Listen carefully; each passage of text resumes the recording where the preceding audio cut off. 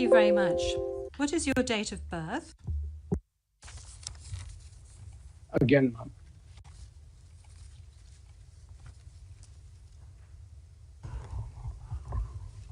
Can we request that the question be repeated? I don't think he heard it.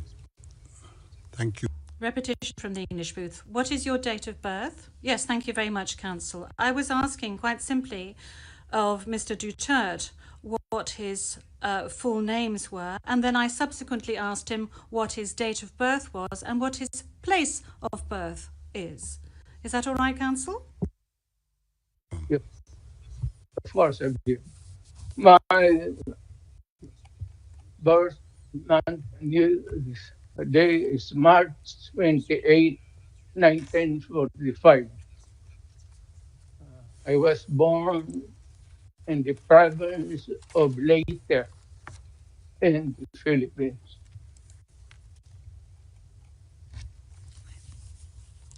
Merci beaucoup. Thank you very much. As a preliminary point. Very well. Thank you, Mr. Duterte. As a preliminary point, it is useful to clarify the nature and limited scope of this first appearance hearing. Today's hearing is neither the start of the trial, nor is it a confirmation of charges hearing. During today's hearing, no evidence will be collected or presented, and the issues of Mr. Duterte's guilt or innocence will therefore not be addressed. In accordance with Article 61 of the Rome Statute, the Court's founding treaty, and Rule 1211 of the Rules of Procedure and Evidence, the main purpose of this initial appearance is to answer 3 questions. Firstly, the Chamber must ensure that the person who was the subject of the arrest warrant has been informed of the crimes of which he is accused. Second, the Chamber must ensure that this person has been informed of his rights as recognized by the Rome Statute. Third, the Chamber must set a date on which it intends to hold a confirmation of charges hearing. The Chamber notes that your counsel, Mr. Duterte, filed 2 motions, one in relation with today's hearing, and you may be aware that these 2 motions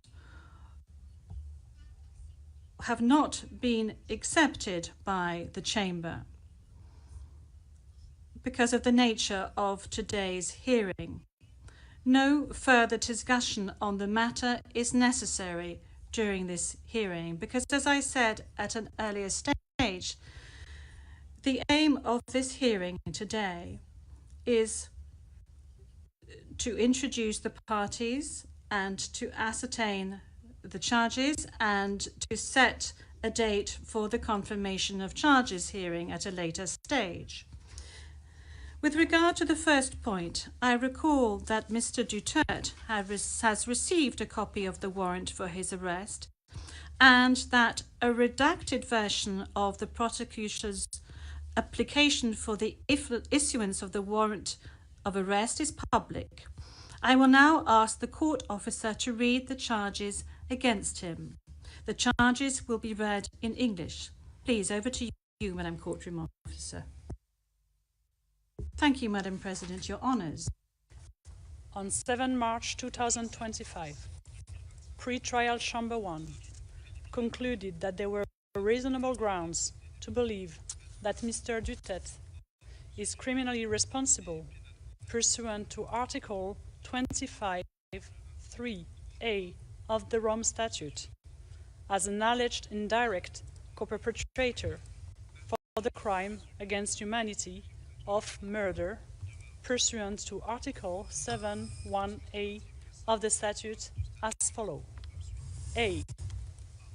murder of at least 19 persons, allegedly drug pushers or thieves, killed by members of the Davao Death Squad in various locations in or around Davao City, Philippines between 2011 and 2016. B.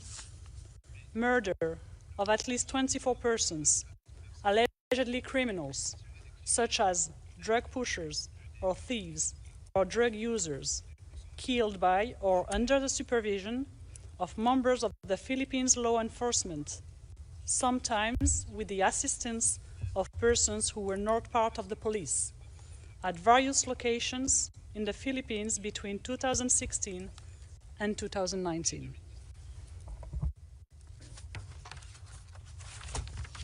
Merci beaucoup, Madame la... Thank you, Madam Courtroom Officer. Mr. Duterte, I'm not going to ask you to stand up because I know your condition, so I'm going to allow you to remain seated. You have just heard the reading of the charges, which are in accordance with the content of the arrest warrant you received. This means that you have been informed of the crimes of which you are accused. And this concludes the examination of the first point mentioned above. I will now turn to the second point, which concerns your rights as a suspect before this court. I will summarize some of these rights, which are of particular importance at this stage of the proceedings. Those rights are as follows. You can benefit from the assistance free of charge of a competent interpreter and benefit from the necessary translations to meet the requirements of fairness. You have the right to have the time and facilities necessary to prepare your defense and to communicate freely and confidentially with the counsel of your choice. You have the right to remain silent, and you cannot be forced to testify against yourself or to confess guilt. You can also make statements in your defense without taking an oath. In addition to any other disclosure provided for in the statute, the prosecutor must disclose to you, as soon as practicable, evidence in his possession or at his disposal that shows or tends to show your innocence or to mitigate your guilt, or that could undermine the credibility of the evidence against you. At the confirmation of charges hearing, you can contest the charges, challenge the evidence presented by the prosecutor, and present evidence. There will be no trial if the charges are not confirmed or if the proceedings against you are completed. You have the possibility to make an application for interim release pending trial. And finally, Mr. Duterte, you have the right to be informed as soon as possible and in detail of the nature, cause, and content of the charges in the language that you fully understand and speak. Counsel, have you understood? Yes, we're listening, ma'am. We're listening, and before it ends, may we be allowed to present a manifestation on the circumstances behind the delivery of Mr. Duterte in this chamber.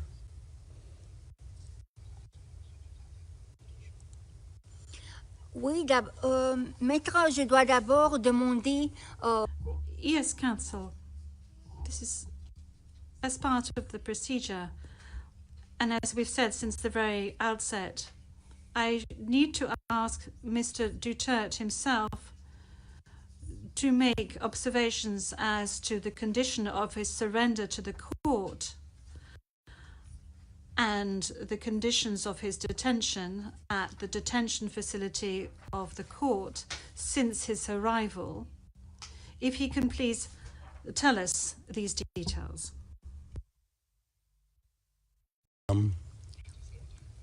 Thank you. Can I... Oui, Maître. Oui. The presiding judge. Yes, counsel. Please.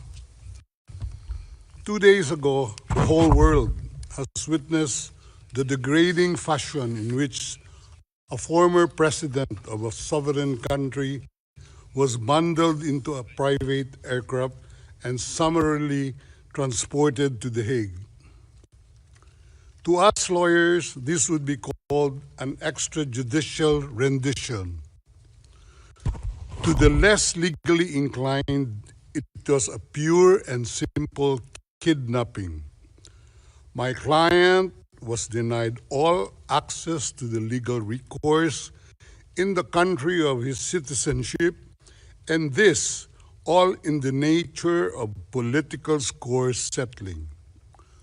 Two troubled entities struck an unlikely alliance, an incumbent president who wished to neutralize and choke the legacy of my client and his daughter on the other hand, and a troubled legal institution subject to delegitimization and desperate for a price cuts and a legal show today on the other hand. With this in mind, it is not surprising that my client was abducted from his country. ICC private jets do not drop out of the thin air. That jet which received my client was coordinated in advance. The UAE is not a state party to the ICC and has no obligation to cooperate with the court. Yet my client sat in transit in that country for more than 5 hours. I invite the registry's representative to present today in court to explain to the judges exactly how they believe this transfer was anything other than a gross abuse of process. Given the precipitous arrival of my client, an elderly man with debilitating medical issues, hard of hearing and poor of sight, he was taken to a hospital for observation. Only this morning have I met him for the first time with less than an hour to discuss legal issues. I have not been able to present him with a hard copy of the arrest warrant because we were not supplied with such. I have not even been able to explain to him what the prosecution requested when seeking the issuance of the arrest warrant. This is because the chamber only established a redacted version of the prosecution request last night. Other than to identify himself, my client is not able to contribute anything to this hearing. Most importantly, he is not able even to tell you that he has been informed of the charges as contained in the arrest warrant for a reason more pertinent to which I alluded in my written request to this honorable pretrial chamber this morning, and which is confidential in nature.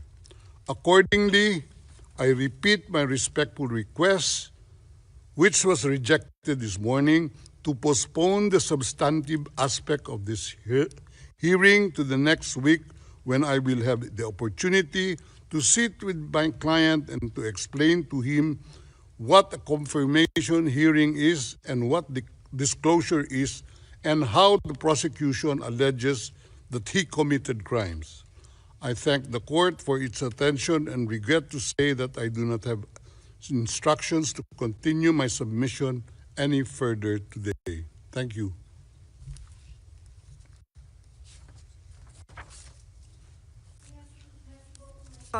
D'abord, concernant Thank you, counsel. Now, with regard to the health issues of Mr. Duterte, I believe that the court has taken specific measures with regard to his health situation, and I note that subsequent to his arrest and when he arrived at the detention center, the court's doctor was of the opinion that you were fully mentally aware and fit, and that you have undergone further checks and tests at the detention facility.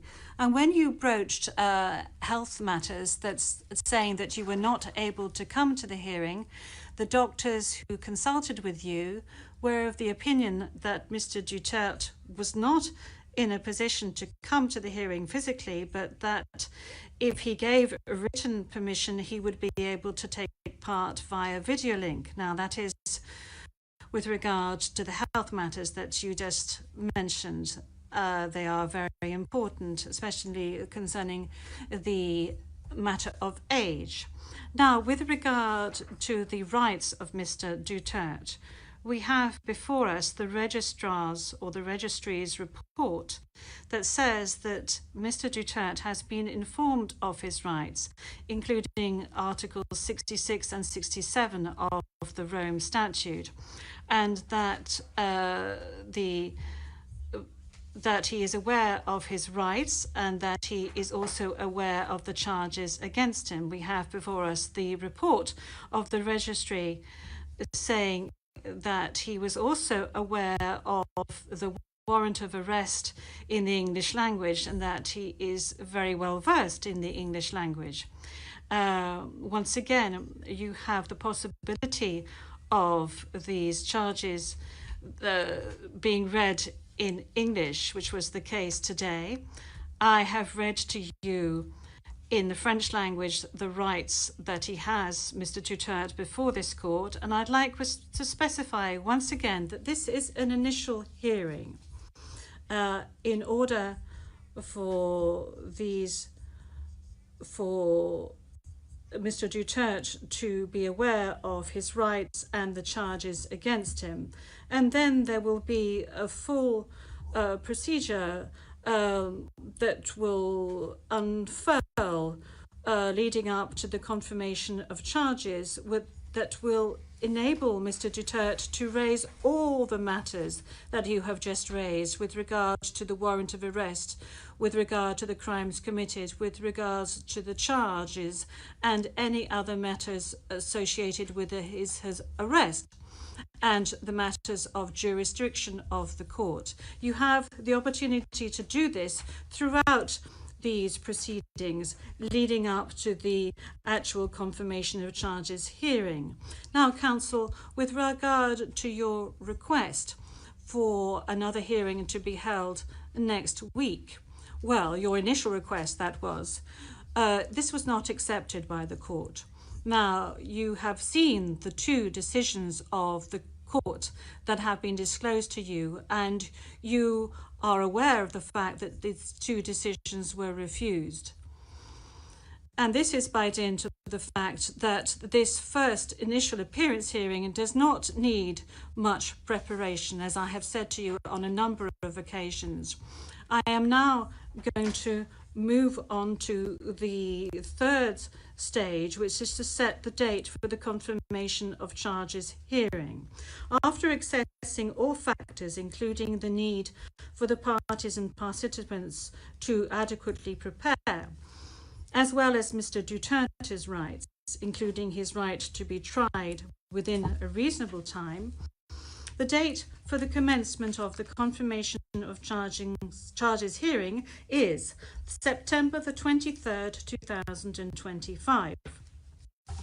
I would add that in accordance with Rule 1217 of the Rules of Procedure and Evidence, this date may be postponed by the Chamber depending on the progress of the proceedings, either on its own motion or at the request of the prosecutor or the defence. Before concluding this hearing, I would like to inform the parties of the next procedural steps. First, I would like to recall that in accordance with Rule 1212B of the Rules of Procedure and Evidence, the Chamber holds status conferences to ensure a small exchange of information under satisfactory conditions. These conferences are organised either ex officio or at the request of the prosecutor or the defence. Secondly, a set of decisions will be taken in a timely manner to ensure that the proceedings progress smoothly and expeditiously.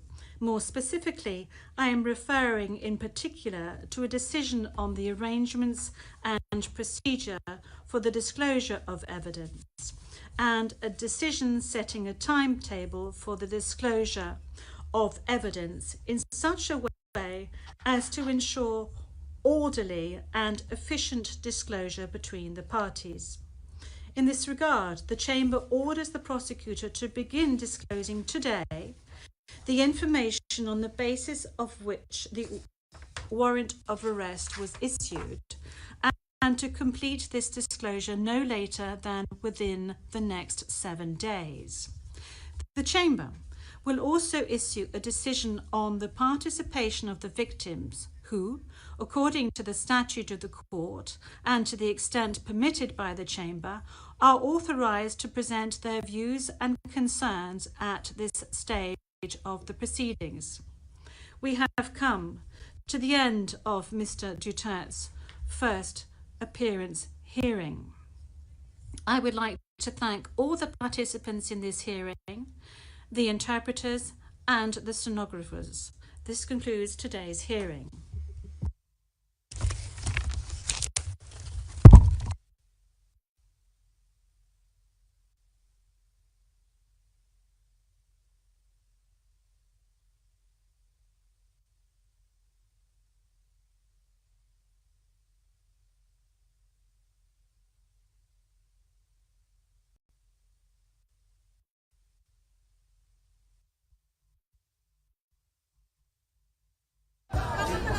The victim.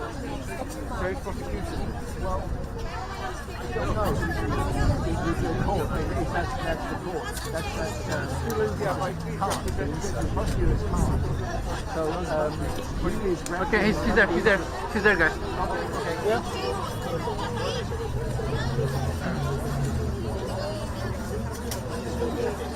Go.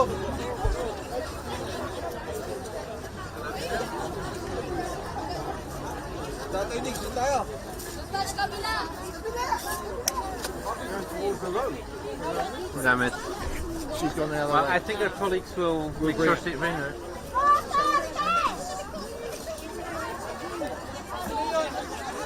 Live view on your back, yeah?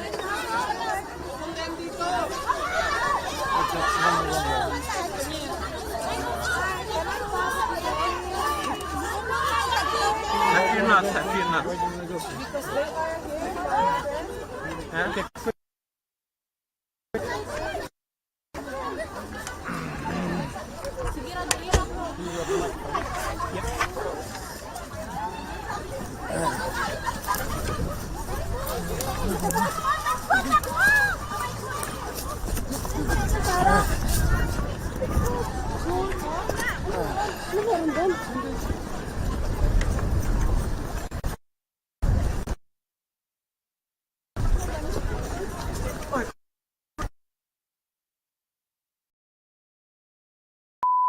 This is the primary audio circuit for the Reuters live service.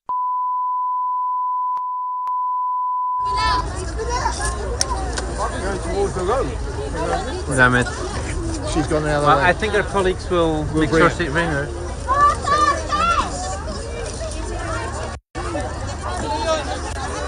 Live view on your back, yeah?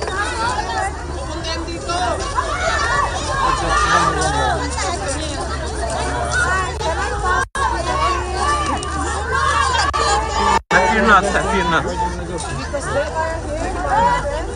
Huh?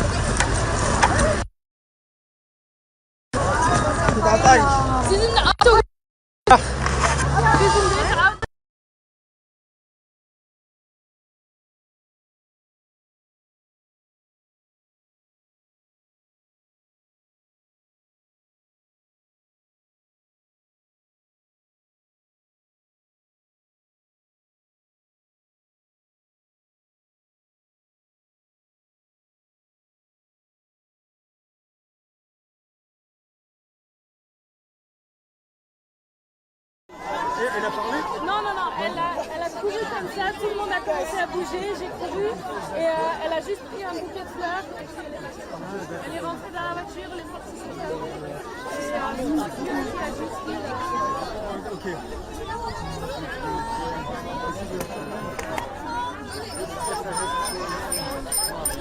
Hi. Looks like the plan didn't go as planned. So she just came out and she walked towards the car and she left. No. So Tiffany was waiting for her and she said, "I will come back later," but I don't know when. Maybe today, maybe tomorrow. Yeah.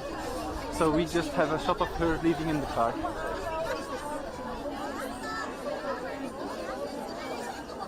Yeah. Yeah. Okay, so shall I call London to say it's over? Yeah, okay, we'll do it. Yeah.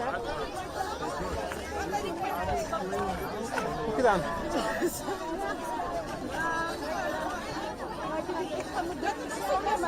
Ja, maar ik... Wat dacht je toen je met zijn hand gewoon met de... Ja. Hier is het niet klaar. Ja, maar eerst dat ik misschien Ja. Dat gebeurt vaker. had ik jou gebeld. Dit was een goede reflex, dat is een goede reflex.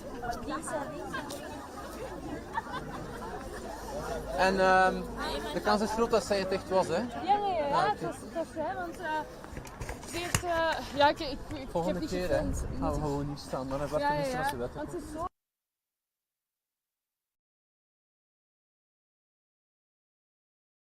Audio circuit for the Reuters live service.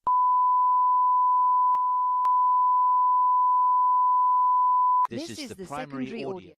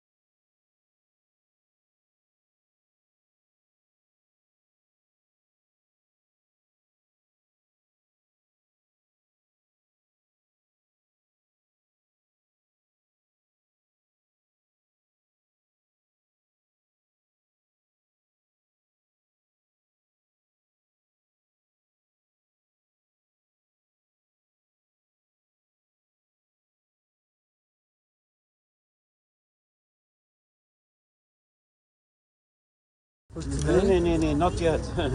Because Sarah will come here. Ja. Apparently she's coming back, so it's not over yet. Yeah, so yeah, but we don't know when. That's a problem. Dat was een man naar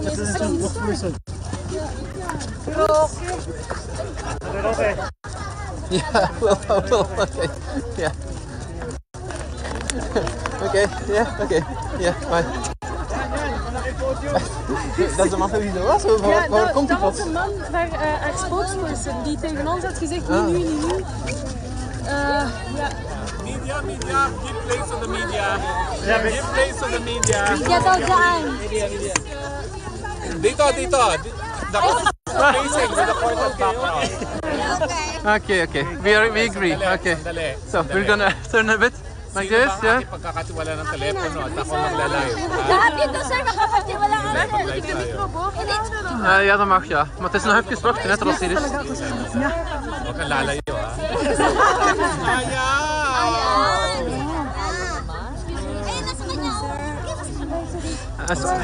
Sir, could you move a bit, please? Could you move a bit to the right because we are squeezing somebody here in a wheelchair. Yeah. Okay, sir, Yeah. sige, sir. Everyone here, wait, let's give way to the media, please. Let's give way to the media. Give way to the media. Give way to the media. Position yourself here, please. Position yourself.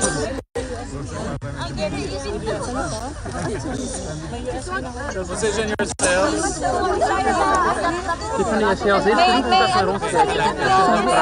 Okay.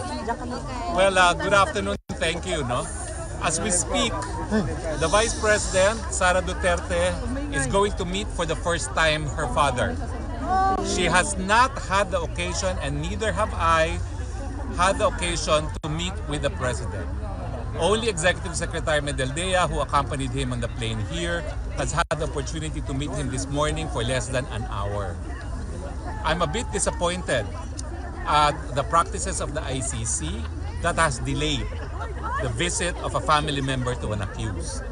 We look up to the ICC as a model for international justice, and the fact that it has taken 2 days for a family member to see the accused, I think, does not speak well of the practices of the court. We condemn it. Why does it take 2 days for a family member to visit an accused? That's unacceptable. Secondly, we are very much disappointed that the court did not address the issue of kidnapping as a means to divest the court of jurisdiction. We think that the ICC should again set an example in promoting international justice, and when kidnapping is allowed as a means of acquiring jurisdiction over the jurisdiction of the accused, we think this too is a travesty of justice. We believe that at the earliest instance, the court should rule on the legality of kidnapping as a means of acquiring jurisdiction, and we cite the case of Ibrahim versus Minister, a decision of the Constitutional Court of South Africa, that the illegality of the arrest should divest courts of its jurisdiction. You cannot correct a wrong by committing another wrong. I think it is high time that the court clarify its position on this matter. It is unacceptable that we accept accept jurisdiction acquired through kidnapping, especially when the kidnapping took place in the context of the Philippines, where the court is now being used as a tool of oppression by the Marcos government. Now, the next hearing is on September 21, but before that, we would raise the issue of jurisdiction even on an earlier date, because we believe that the issue of jurisdiction, both on the implications of kidnapping as a means of divesting the court's jurisdiction, and whether or not the court has jurisdiction, despite the fact that preliminary examination was commenced 2 years after we had already withdrawn from our membership in the court, whether or not the court still has jurisdiction. We believe that confirmation of charges is relevant, particularly on the elements of the crime, but we would want that the issue of jurisdiction be ruled upon at an earlier date. Because as we know, if the court has no jurisdiction, pointless to proceed.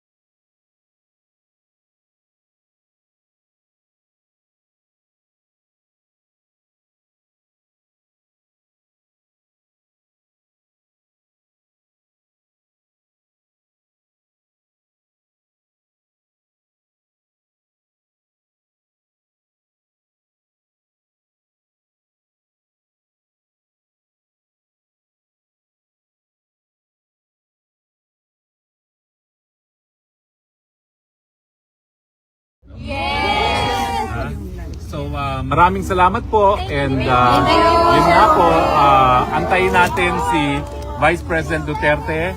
Mahigit kumulang alas 5 po siya makararating. Opo, Sir Harry. I want to know if the foreign media have questions, please. Foreign media daw.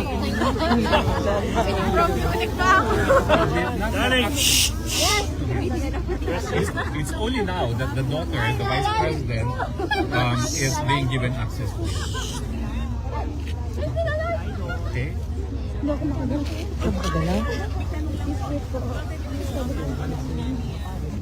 Alam nyo, talagang napansin ko na yan. Although, 6 na buwan na ako wala sa Pilipinas. No? Alam nyo naman kung bakit. Pero nung napansin ko yan, yung maisog rally sa Cebu, na inakay ko siya sa entablado, doon ko napansin na napakahina na niya kasi parang binuhat ko na siya. Talagang mahina na ang presidente. Pero monitor naman po siya dito sa atin. Dito sa Netherlands. Hindi ko po alam kasi hindi nga namin nakita siya. Nakainom na po ba siya ng coke? Nangingi siya nun eh. Ay, hindi ko po alam kung ano talaga. Kayo mga taga-Netherlands, ihanda nyo mga sinigang na isda. Lagi gusto nyo ba na munggo? At saka kung meron kayong tuyo kasi yun, palagi may tuyo ang pagkain. Meron ako doon! My health! At saka balbakwa, pero wag na masama sa kanya yung balbakwa. Tuyo at sinigang na tuyo. At saka ang paborito niya, yung sinigang sa miso ng mata ng tuna.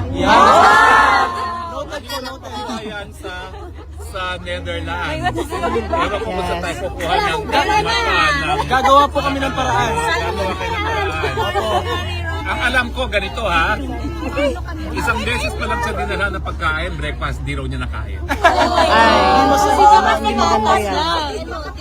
Dutch breakfast, baka Dutch breakfast po sila. Ang hanap nun, tiyo. Alam niyo ba minsan kumakain kami sa Malacanang, alam mo naman ako matakaw, buti nga pumapakit. Kumuha ako ng tiyo niya, ang sama ng tingin ko sa akin. Kaya alam ko kailangan niya ng tuyo, mga taga-Netherlands. Kailangan ng tuyo. Yes! Maganda tayo ng tuyo. Smoke mackerel! Gusto ko lang sabihin na thank you dahil nakakabuti mo. Salamat po. Kaya nga po, God bless you po! Sir Harry, may question po ako, Sir Harry. Sa mga Pinoy na nandito po. Nagpapasalamat po kami ha. Dahil alam mo, nagbibigay talagang pag-asa at lakas ni Presidente at si VP Sara yung patuloy ninyong pagsuporta sa kanya. All the way po. Sir Harry. Lalo na kanina, meron din mga demonstrators galing sa kabila. Okay lang po yun. Okay lang Alam, po yun. di hamak, mas marami. Mas marami po tayo. Talo sila, talo sila. Mas marami kayo. Mas marami kayong mamahal. Ngayon pa lang. Pagkain nyo, pangalawang araw na ngayon pa lang. Yes. Hindi man lang binigyan ng pagkakataong bumisita bago iharap sa kauna-unang pagkakataong sa husgado. Sa Pilipinas, hindi mangyayari yan. Totoo po yun. Dito pala sa Holland, nangyayari yan. Totoo po yun. Dito lang sa ICC. Kasi po Sir Harry. May possible po ba na magpapakita po yung ex-president po natin? May possible po ba magpapakita po sa publiko? Ay, mahal.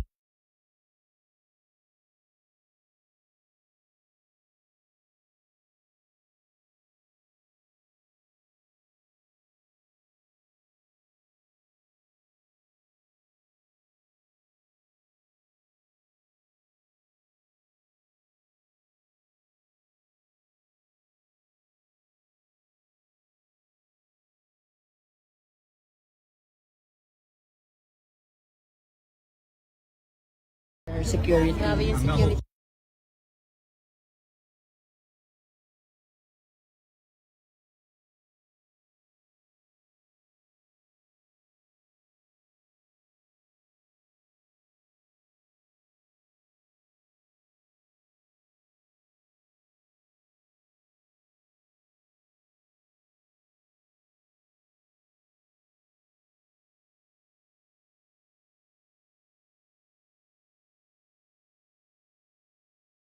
She gonna stay here longer and wait for the next? Hindi siya palitan ng kanyang kapatid kasi kinakailangan ng next of kin. It's okay. As long po andito po sila.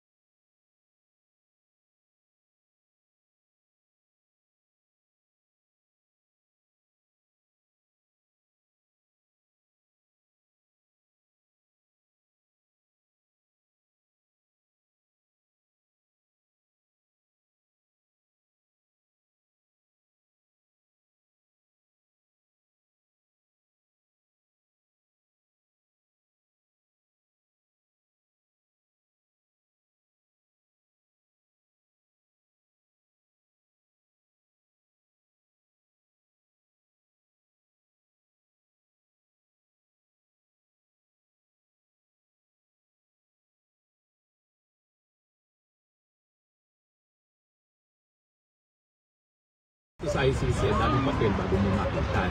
So we have just submitted the form to visit him. Ang priority ko to make sure makita muna silang magtama. Kung pagbibigyan daw ng korte, 3 ang magiging abogado ng dating Pangulo. Pero sa ngayon, sabi ni Roque, si dating Executive Secretary Salvador Mijaldea pa lang ang kinikilalang abogado ni Duterte. Sa isang sulat sa ICC, itinalaga ni Duterte si Mijaldea bilang isa sa kanyang abogado sa pagdinig ng ICC. Siya rin ang itinalaga ng dating Pangulo na umalalay sa kanya sa pagharap niya sa pre-trial chamber. Hiningi rin ni Duterte ang tulong ng Office of Public Counsel for the Defense ay sa bumisita sa kanyang mga kinatawan ng registry. Kahapon, nagpunta sa The Hague Penitentiary Institution si Mijaldea, pero sinabi umano ng reception staff na walang Rodrigo Duterte roon. We're at a loss where he is right now. Nauna nang sinabi ni Mijaldea na hiniling nila sa ICC na madala sa ospital ang dating Pangulo dahil sa kanyang kondisyong pangkalusugan. Kasunod nito ay tiniyak ng International Criminal Court o ICC na nasa kustodiyan nila si Duterte. Dinala ito sa kanilang detention center matapos ang lahat ng medical check. Sabi ng tagapagsalita ng ICC, standard practice ang mahakbang para protektahan ang kalusugan at kapakanan ng suspect na nasa kanilang kustodiya. Well, yan nga po yung kagandahan ng ICC kasi talagang intrinsic part po yung due process, yung right to fair trial at right to an accused. Sa tulong din ng ICC ay tinawagan ni Duterte ang Embahada ng Pilipinas para magpatulong na mabisita siya ng abogado at kaanak. Ipinarating na ito ng embahada sa ICC. Nauna nang sinabi ni Pangulong Bongbong Marcos na ang pagkakaaresto kay Duterte ay hindi pakikipagtulungan sa ICC kundi pagtupad sa obligasyon sa Interpol na nagpatupad ng arrest warrant. Pagkumpirma pa ng Malacanang, Office of the President ang gumasto sa private jet na naghatid sa dating Pangulo sa The Hague, Netherlands dahil bahagi ito ng assistance na ibinigay ng gobyerno sa Interpol. Sakaling maglabas din ng arrest warrant laban sa iba pang respondent at ipadaan ito sa Interpol, ay makikipagtulungan pa rin daw ang gobyerno. Pero sa ngayon ay wala pa silang impormasyon kaugnay nito. Sa isang panayam ng CLTV 36, sinabi ni dating PNP Chief Oscar Albayalde na umaasa siyang poprotektahan ng gobyerno. Umaasa din naman tayo sa ating gobyerno, no? Kasi para proteksyonan po tayo. Iginit din ng palasyo na walang pinagtaksilan ng Pangulo kaugnay ng pag-aresto kay Duterte. Kasunod niya ang sinabi ni Senador Bato de la Rosa na pakiramdam niya ay nagtaksilang Pangulo at dapat ay panindigan ito ang kanyang mga salita kaugnay ng investigasyon ng ICC. Pati ang sinabi ni Vice President Sara Duterte sa isang ambush interview na may sulat umano ang Pangulo sa kanya na sinisigurong di makikipagtulungan ng gobyerno sa ICC. Nag-meeting po kami kanina ni Pangulo, kasama po ako sa meeting kanina. Hindi po namin napag-usapan kung may letter. So, kung patungkol naman po kay Senator Bato, ang betrayal po sa isang tao, kung siya naman po ay naaakusahan, hindi po ito masasabing isang issue. Mas dapat po na ang Pangulo, ang gobyerno, ay hindi nagbe-betray sa batas. Hindi siya nagbe-betray kung anong interes ng bansa. Isa sa mga plano ng legal team ng dating Pangulo ay humiling ng interim release o pansamantalang paglaya ni Duterte.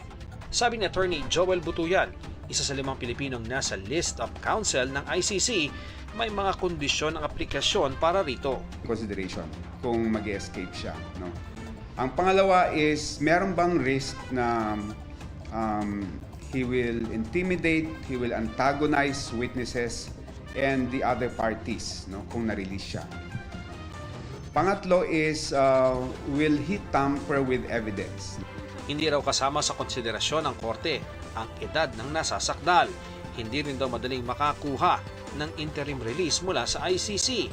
Talagang kailangan mong the burden of proof is on the part of the accused, no, to convince the judges that you will not fly away, no, from the court of jurisdiction.